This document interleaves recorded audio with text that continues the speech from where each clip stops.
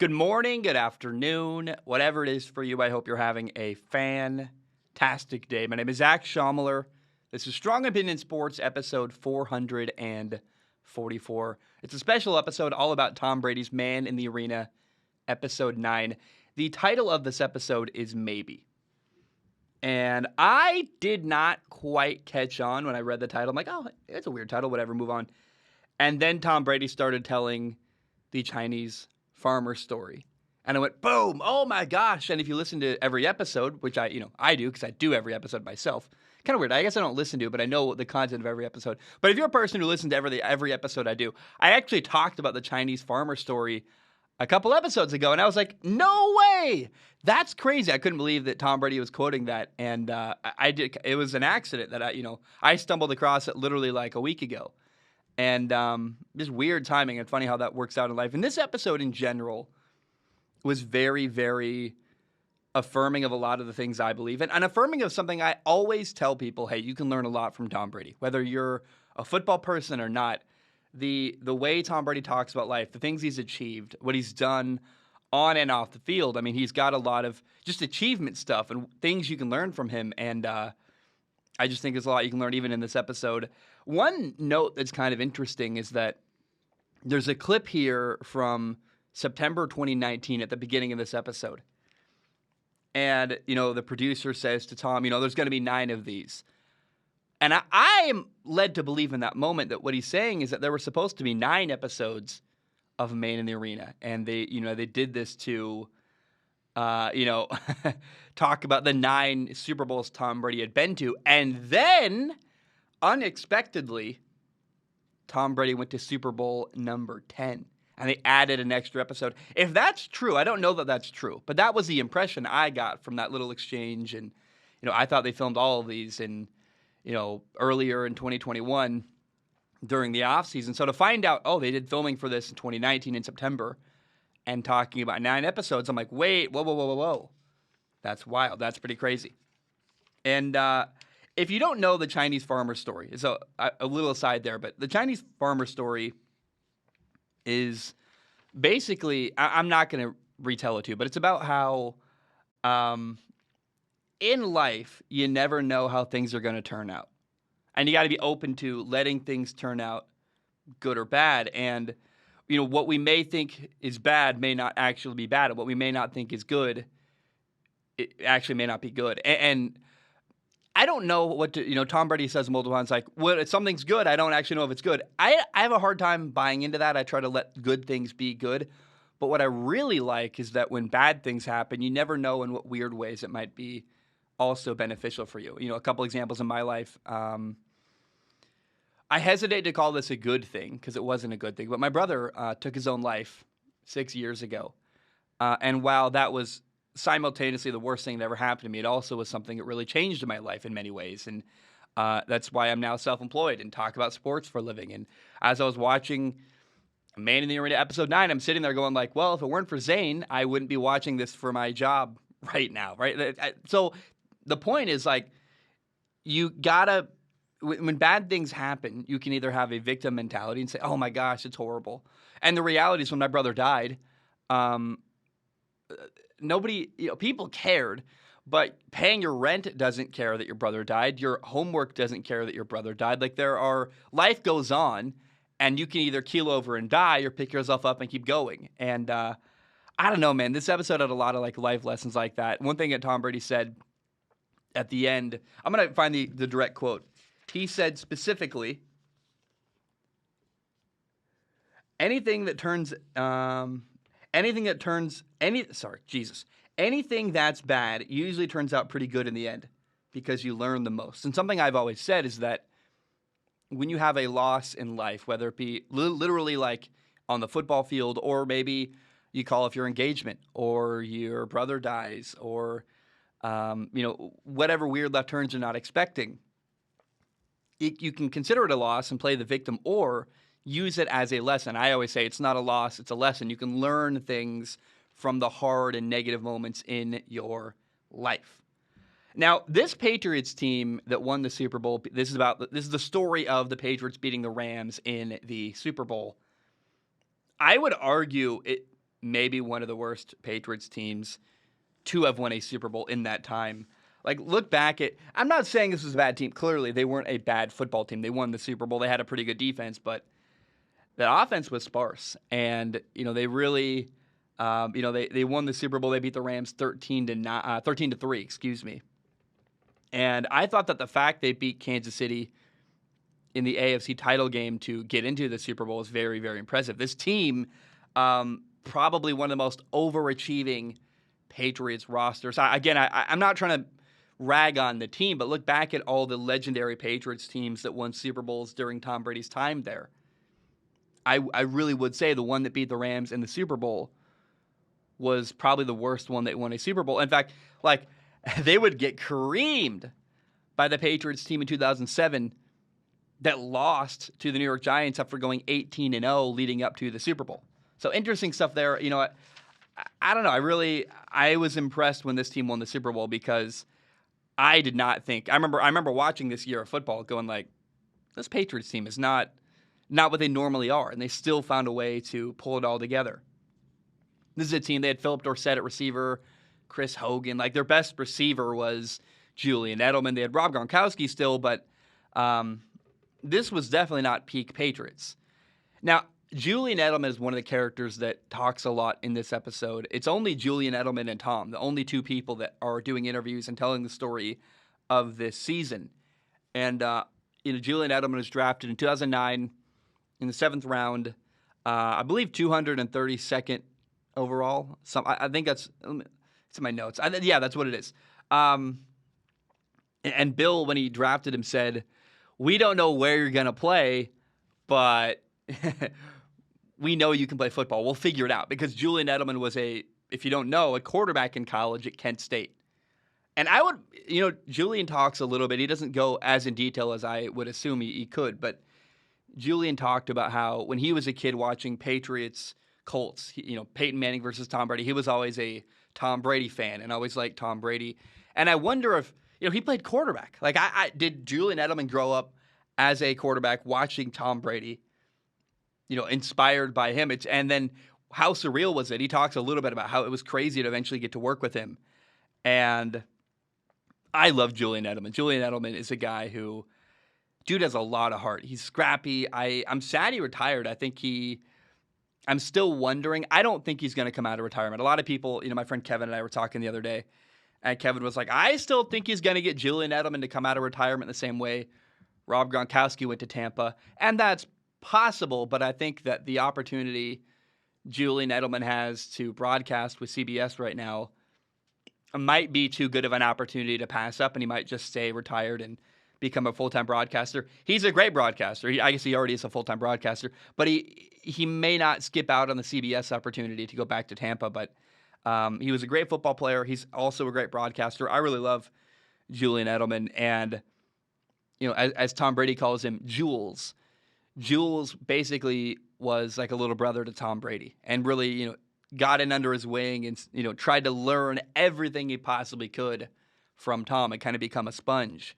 And, it's funny, Julian Edelman talks about all the things he learned from Tom, and he jokes, like, I don't know what Tom ever learned from me, maybe like a fishing knot, and he kind of smiles at the camera, like hoping that the joke landed.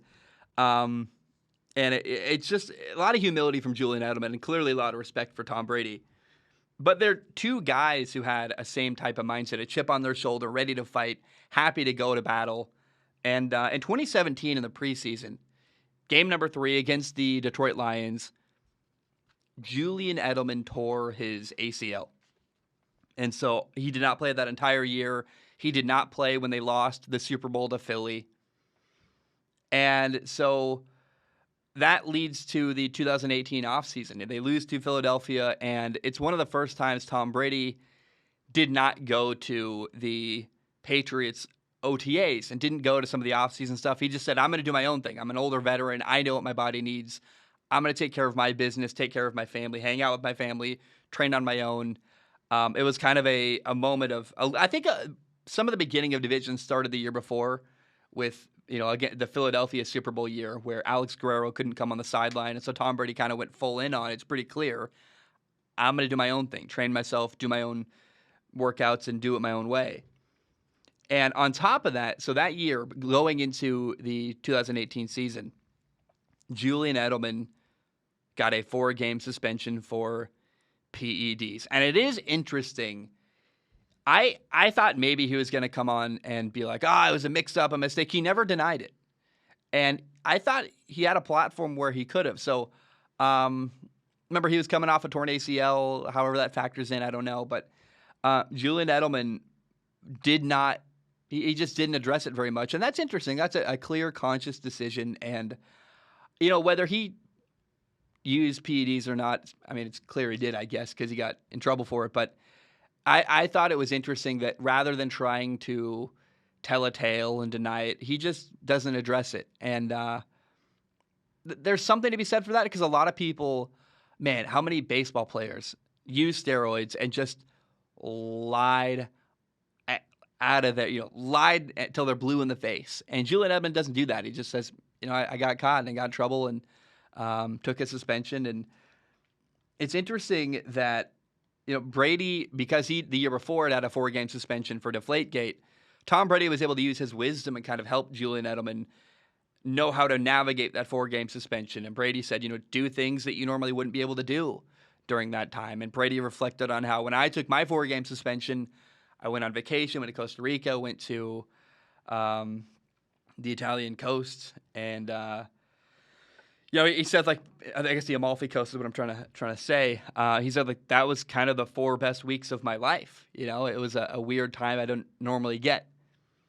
And apparently they were talking constantly, and Brady helped Julian Edelman know how to not only handle it with what to do with your time, but how to handle it mentally, not being involved on a football team for those 4 games. And the Patriots started 2-2 in 2018. They lost to the Jaguars. They lost to the Jets.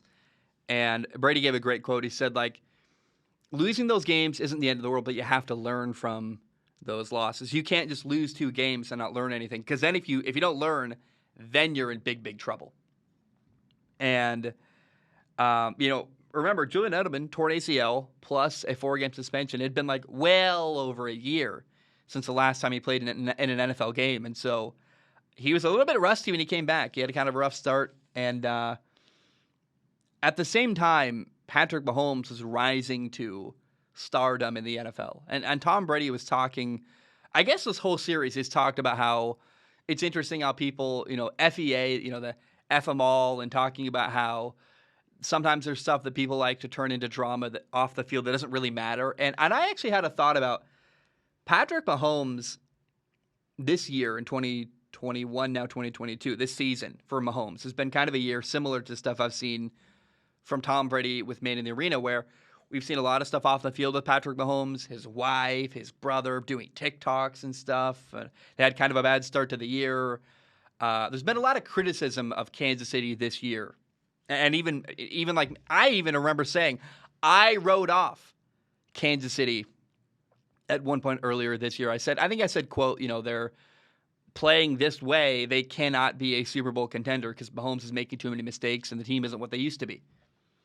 And it's interesting how Patrick Mahomes is right back in 13-4. They are going to play the Steelers in the wild card round this weekend and probably going to dominate. And, Patrick Mahomes, I thought this year has been he's a Brady-like figure in the NFL. Brady, Peyton Manning, Aaron Rodgers. And Patrick Mahomes, I thought, has matured a lot on the field this year with his decision-making, with his ability, putting together like long 17-play drives and taking what the defense gives him. And he's a little less wild and a little more polished. And I think Mahomes is someone we don't focus on the same way we do Tom Brady, but I think when it's all said and done, they're going to have similar careers. And I would not be shocked to hear Patrick Mahomes talk about this year when he reflects on his career as a turning point where he grew a lot as a player and as a quarterback, and evolving his game and becoming less of a gunslinger and more of a really top-notch quarterback who's not only able to make crazy plays, but also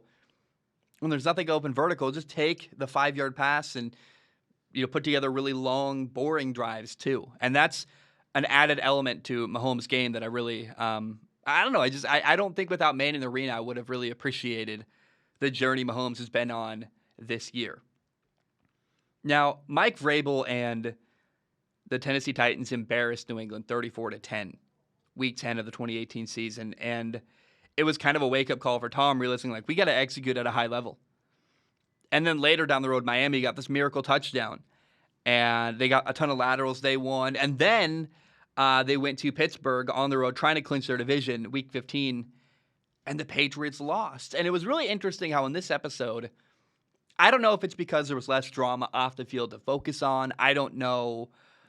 Maybe it's more fresh, like it's more recent, so they remember more details. Although I would even argue it feels like Tom Brady at some points was like really prepared with some numbers and statistics, and maybe he remembers that they were 3-5 on the road going into the AFC title game, details like that. But I think that's something he probably looked up and was like, I'm sure before every episode sitting down interview, he looked at the schedule and what happened that year and kind of refreshed his memory on that. Anyway, this episode is really focused on a lot more of the moment-to-moment, in-season, in-game details than we have in past episodes. And at the same time, so they lost to Pittsburgh, week 15, and simultaneously, Julian Edelman is talking about how in December and January of that year, he was finally starting to feel 100% coming off of his injury, his torn ACL. And then we learned this crazy nugget. I didn't realize, apparently, that year, 2018, was the 8th year in a row Tom Brady had gone to the AFC Championship game. I never would have known that. That's an amazing number. That's unbelievable that he was dominating the AFC that hard. Didn't always go to a Super Bowl. 8 years in a row, Tom Brady went to the AFC title game. And in the AFC title game, on the road against Kansas City, the Patriots, I got to say, everyone talks about how loud Kansas City Stadium is, how crazy and loud and wild the atmosphere is, and it really makes me want to go to a game there someday. I never realized that was a goal of mine. The Midwest is one of the most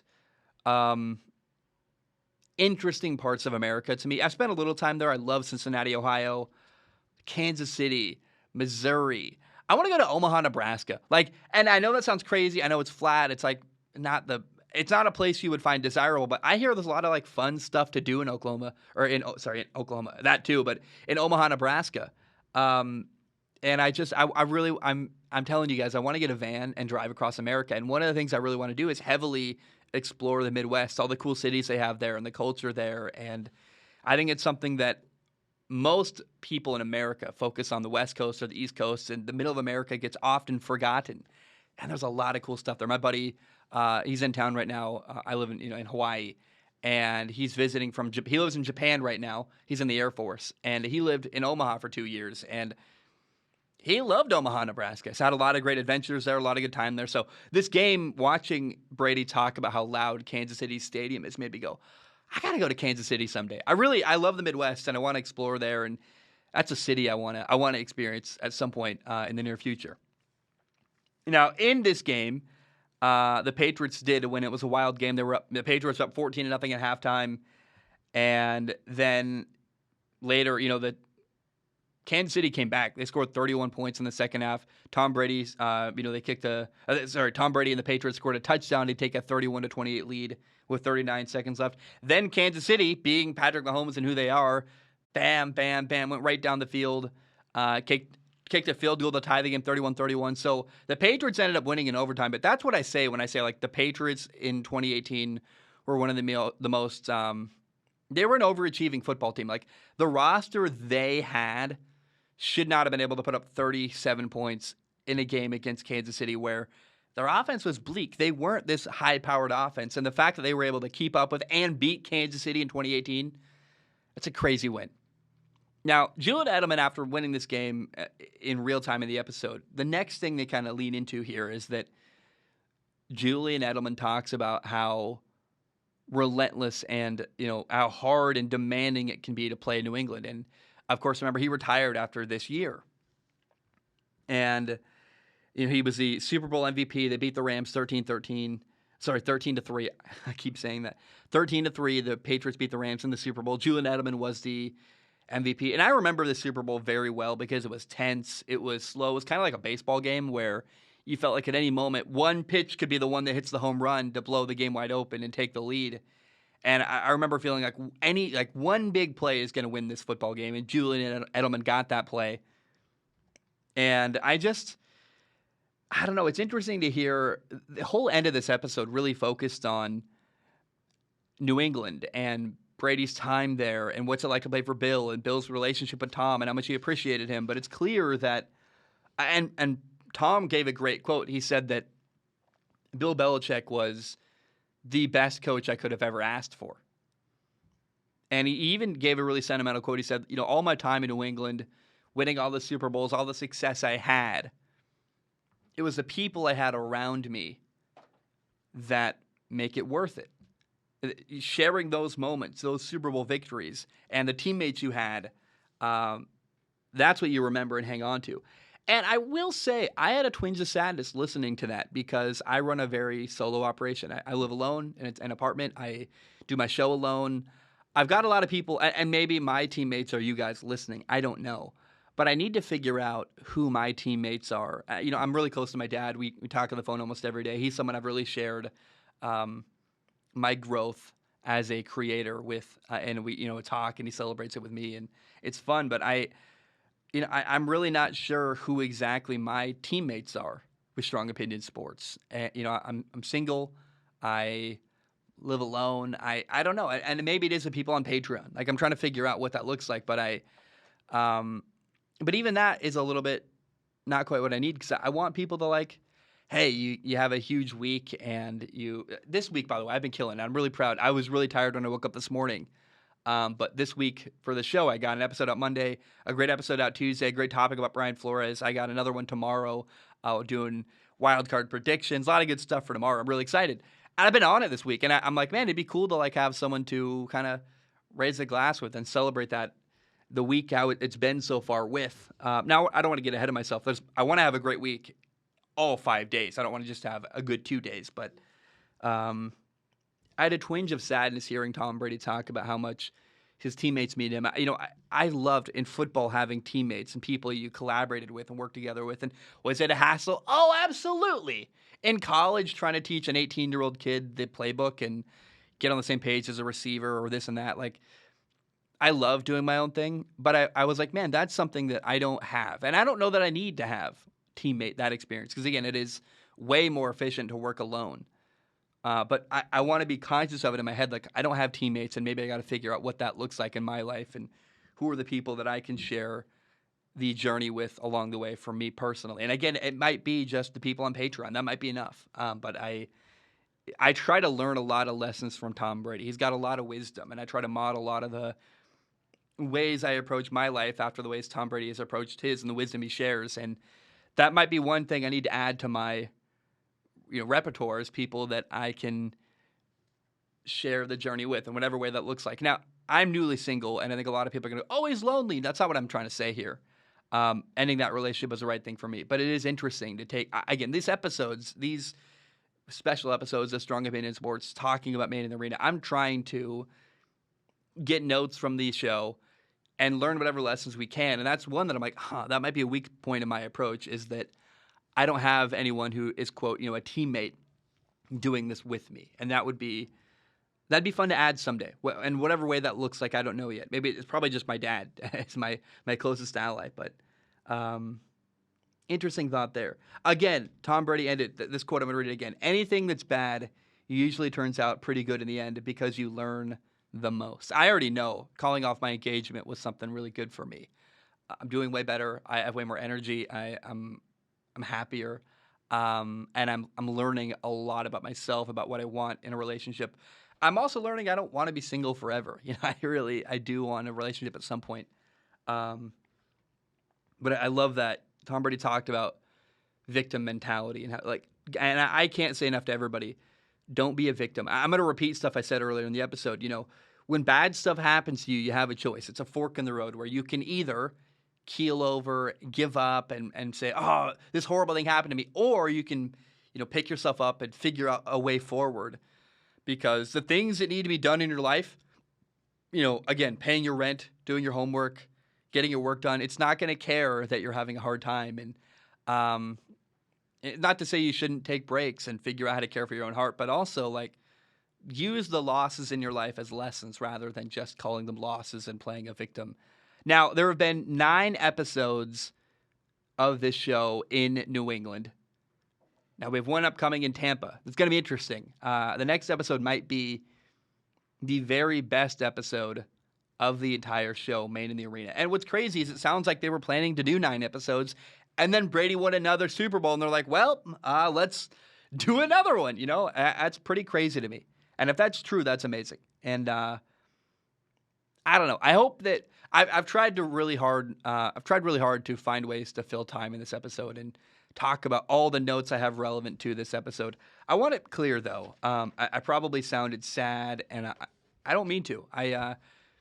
If that's the way I came across, please don't leave comments saying that. I'm really not. I'm doing very well. I'm very happy. I had someone reach out to me recently and say that they felt like I was spiraling out of control, and I was like, is that because I cussed a couple times in one of the Man in the Arena episodes?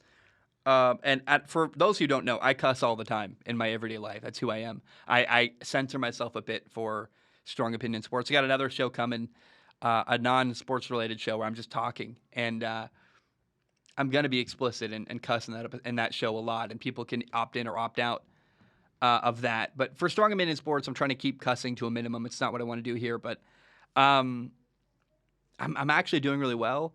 I'm just learning a lot. And one of those lessons is, hey, I know at some point I'm going to want a partner. I want a relationship. I know I don't want to be single and alone forever. And I'm not lonely. I'm doing pretty well.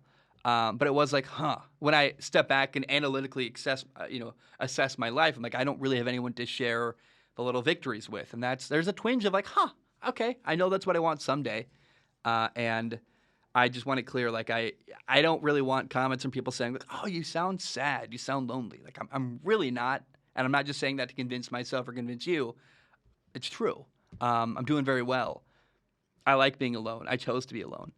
But I also know that my dad always warns me. He's like, look, Zach, at some point you're not going to want to be alone forever, and you got to make sure that you got to plan for that and take care of that. And so.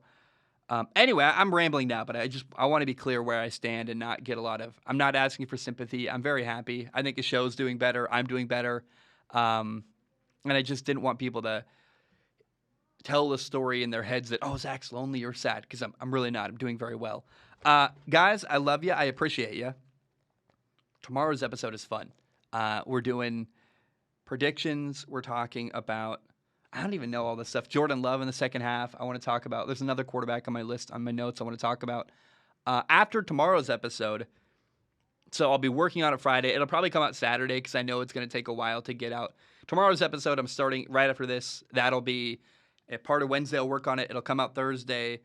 Thursday night, I'll work on Friday's episode. I'll work on it all day Friday, probably record it Friday night, come out Saturday morning. But Saturday morning will be the first episode of Predictions versus Reality, where we talk about my predictions for the 2021 season. Talk about what I predicted for each team. I think the Seahawks are one of the first teams I'm going to cover and share, like, hey, how did the year go for these 4 teams? And my prediction, how the year actually went. Was I right? Was I wrong? Why was I right? Why was I wrong? What happened? Like, what was surprising? What was good? What was bad? And I'll leave a Patreon thread very soon for the 4 teams I'm doing. I guess I should do it right now, actually, after I finish recording. For the 4 teams I'm doing Predictions versus Reality on for episode 444, 45, 446. We'll have Predictions versus Reality. I love you. I appreciate you. I will talk to you very soon. And bam, we are done.